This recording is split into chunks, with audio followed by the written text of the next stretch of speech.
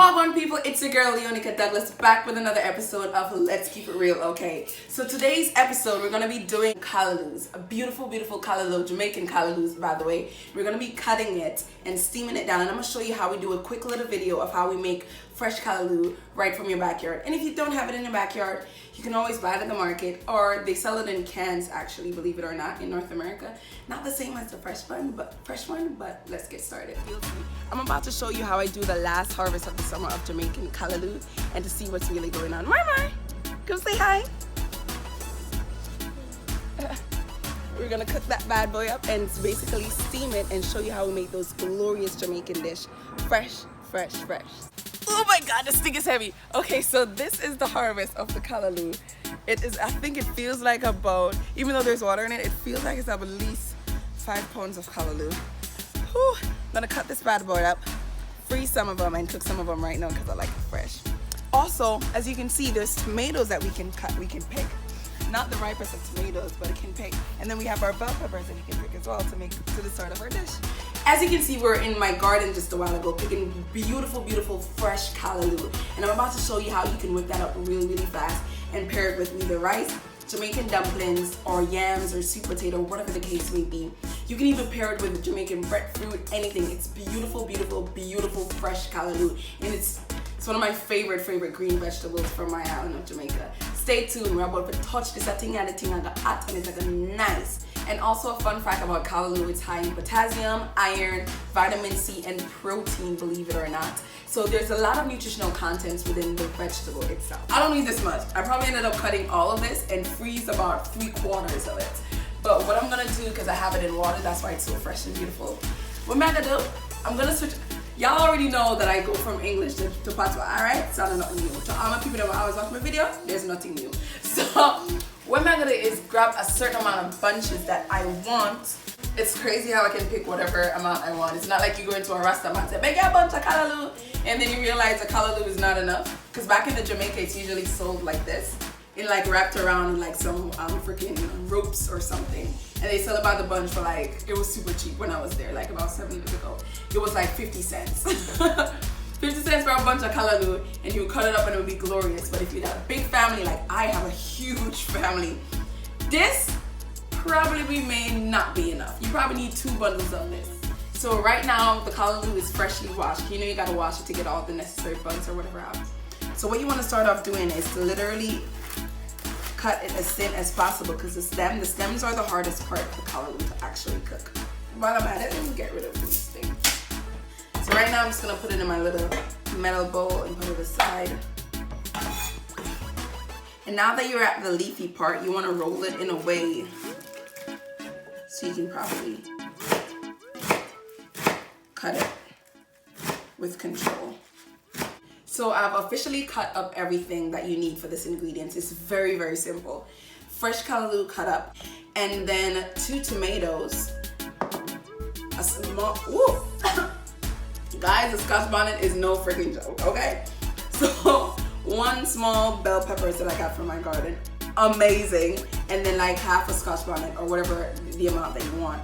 And then 2 onions and a little bit of olive oil, as you can see. And let's get started. Okay guys, so now we're on to the beautiful, beautiful pot. I'm just gonna add this little bad boy in.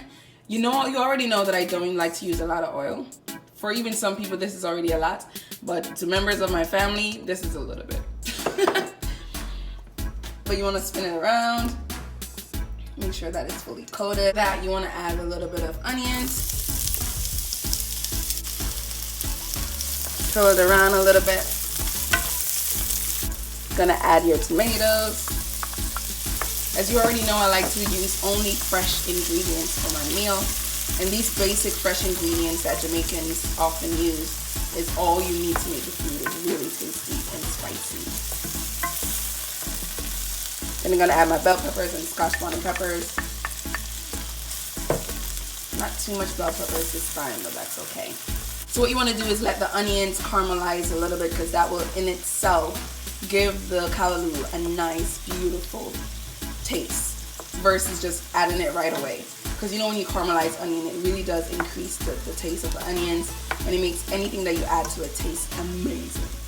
So now that it's a little bit caramelized, I wish you could smell it. God, the thing smells good. Oh my God, the thing smells good. Okay, I'm gonna add you a little bit of greens to the pot. And don't worry about how big it looks, because this thing goes down to absolutely nothing. Yeah, is that what I think it is? And out of my pot. Then you're gonna go ahead and add a little bit more into the pot. So what I like to do is add a little bit of water into the tomato bowl that I created, so I can like clean the bowl of all the tomatoes and the tomato juice. And of course, a little bit of salt. And a little bit of pepper. Black pepper, just that. So before I get to stirring it around, I can't really stir it around with this mountain top of a pot. So what I'm gonna do is cover it for a couple minutes until it starts shrinking in size and starts sweating and stuff like that. Okay, so now that it's steamed down, you'll see what I mean when I say it goes down to absolutely nothing. As you can see, all you want to do is to stir that bad boy around. Wait, let me get this pot out of the way. You see that glorious, beautiful juice? Even the color changed to the actual color of the tomatoes a little bit. And as you can see, I put so much greens in this mountaintop, and it's like down to absolutely nothing. But based on how it looks, oh, you can already tell it's gonna be amazing. So I'm just gonna cover this bad boy for about a minute, because you don't wanna overcook your greens. And then we'll come back. Okay, so now we're about to check it out to see how everything looks. And our callaloo is officially cooked and beautiful. Oh my God, look at this, this looks so amazing. Sorry, I just got way too excited. So I decided to have mine with boiled dumplings, yam, and ripe plantains. It was so good, it was so amazing. And for the first time on Let's Keep It Real, I have a video showing my exact reaction when I taste it. So this is the official end of the cooking, and I haven't really tried it yet, so I'm about to find out. It's good. Now for the grand finale. I'm so excited, guys. I have no idea. The Jamaican Scotch bonnet, those onions that I caramelized, that tomato that adds its own sweetness. Hold on. Girl, that thing tastes good. Oh God, sorry. The Jamaican just came out of me. I'm sorry. Okay. Hold on. Oh, that tastes so good. Honey boo boo. I hope you guys try this video and let me know if you do. I'm gonna see if I can find a picture of the canned callaloo that you can find in the international aisle of most grocery stores now, and I'll put it up here. So you can basically do the same thing that I did, and all you'd have to do is rinse the callaloo off with a little bit of hot water, and then you basically add all the other ingredients that I added and make yourself some of this bomb-ass Jamaican food. And the reason why I didn't show you how to make the dumplings and the plantains is because I've done like 2 videos of that already, so I can link it in the description box below so you can see how to make those 3 like ground provision. And they say it's like our little ground provisions of yellow yams and sweet potato that cause our athletes to be the fastest in the world. So, but I'll talk to you on my next one on Let's Keep It Real. One more, say bye. Oh.